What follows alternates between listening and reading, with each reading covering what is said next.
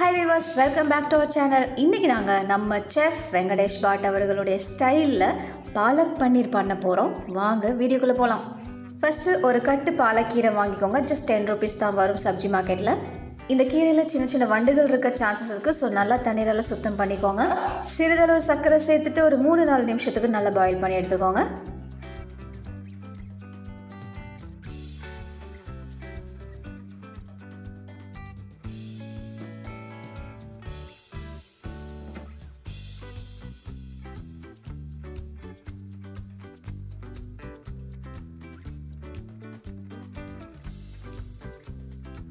Sir சொன்னது சரியாக தாங்க இருந்தது. ஒரு கட்டுக்கீரையில் கடைசியாக மிஞ்சினது இவ்வளோ தாங்க. நல்லா ஃபில்ட்ரு பண்ணி எடுத்துக்கோங்க. அதுக்கப்புறம் சூடு ஆறின பிறகு மிக்ஸி கிரைண்டரில் போட்டு இந்த மாதிரி பேஸ்ட் பண்ணி எடுத்துக்கோங்க.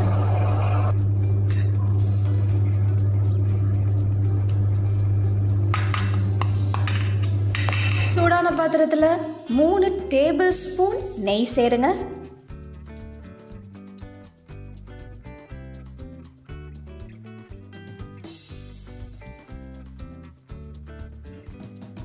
மூணு டீஸ்பூன் சீரகம், ஒரு 20 பல் பூண்டு சின்ன சின்ன பீசஸாக கட் பண்ணி அதையும் சேர்த்துக்கோங்க.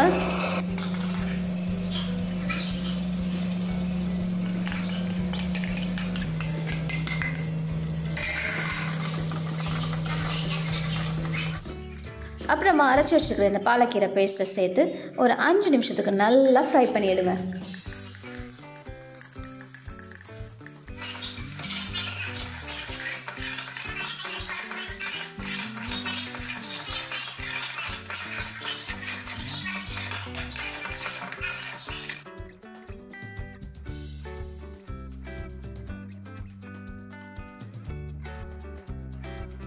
என்னுடைய கீரை ரொம்ப கொஞ்சமாக இருந்ததால் நெய் அதிகமாக ஆயிடுச்சு.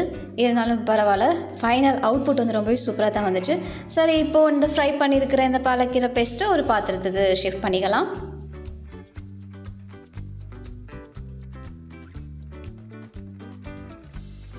அதே பாத்திரத்தில் 2 டீஸ்பூன் பட்டரை நல்லா மெல்ட் பண்ண வைங்க. மெல்ட் ஆன பிறகு அதில் ஒரு பெரிய வெங்காயம் சின்ன சின்ன பீசஸாக கட் பண்ண வெங்காயத்தை சேர்த்து அதையும் நல்லா ஃப்ரை பண்ணிக்கோங்க. அதோடு சேர்த்து ஒரு பெரிய தக்காளி அதையும் சின்ன சின்ன பீசஸாக கட் பண்ணி சேர்த்து நல்லா ஃப்ரை பண்ணிவிடுங்க.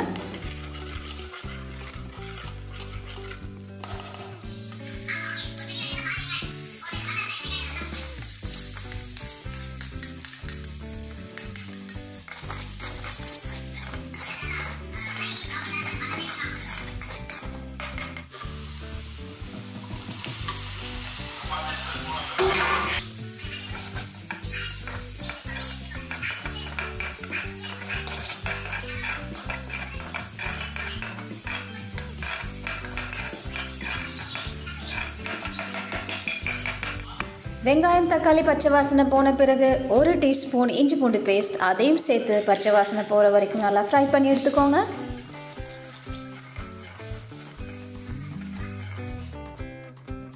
கால் டீஸ்பூன் மஞ்சள், 1/2 டீஸ்பூன் மிளகாய்த்தூள், 1/2 டீஸ்பூன் சீரகத்தூள், அதோடு தேவையான அளவு உப்பு, சிறிதளவு மேத்தி, ஒரு 4 பச்சை மிளகாய் சேர்த்து நல்லா மிக்ஸ் பண்ணிக்கோங்க.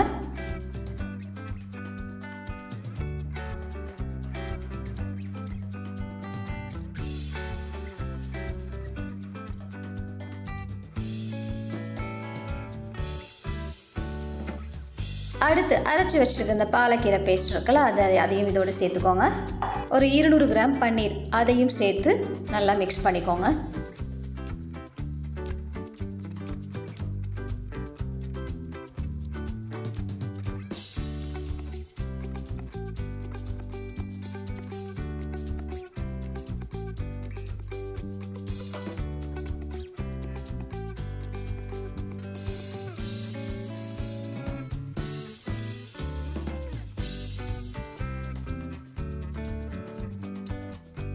அடுத்து நாங்கள் வீட்டிலே செய்த ஃப்ரெஷ் க்ரீம் ஒரு 5 டேபிள் ஸ்பூன் சேர்த்துக்கோங்க. இந்த ஹோம்மேட் ஃப்ரெஷ் க்ரீம் எப்படி செய்திருக்கிறேன்னு சொல்லிட்டு டிஸ்கிரிப்ஷனில் நான் லிங்க் வந்து உங்களோட ஷேர் பண்ணியிருக்கிறேன். மறக்காமல் போய் பார்த்து தெரிஞ்சுக்கோங்க. நல்லா மிக்ஸ் பண்ணிவிட்டு 1 கப் தண்ணீரை சேருங்க.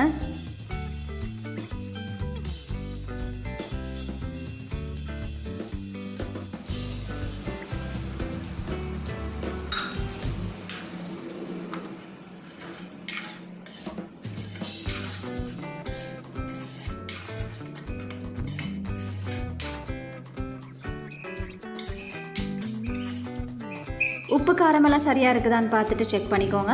அதுக்கப்புறம் மூடி போட்டு மூடிடுங்க. அப்பப்போ ஓப்பன் பண்ணி கிளறி விடுங்க.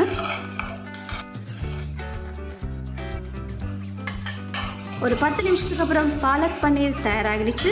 இப்போ நம்ம டிஷ்ஷுக்கு சேஞ்ச் பண்ணிக்கலாம். உண்மையாகவே இந்த ரெசிபி ரொம்பவே சூப்பராக டேஸ்ட்டாக வந்திருக்கு. இன்னொன்று டிஃப்ரெண்ட்டாக வேறு இருந்தது. நான் ஃபர்ஸ்ட் டைம் நான் சமைச்சு டேஸ்ட் பண்ணியிருக்கிறேன். ட்ரை பண்ணி பாருங்கள். அதே போல் சப்பாத்தி, தோசை, இட்லிக்கெல்லாம் சைட் டிஷ்க்கு ரொம்பவே சூப்பராக இருக்கும். ட்ரை பண்ணிவிட்டு உங்களுடைய அனுபவத்தை கமெண்ட்டில் ஷேர் பண்ண மறந்துடாதீங்க.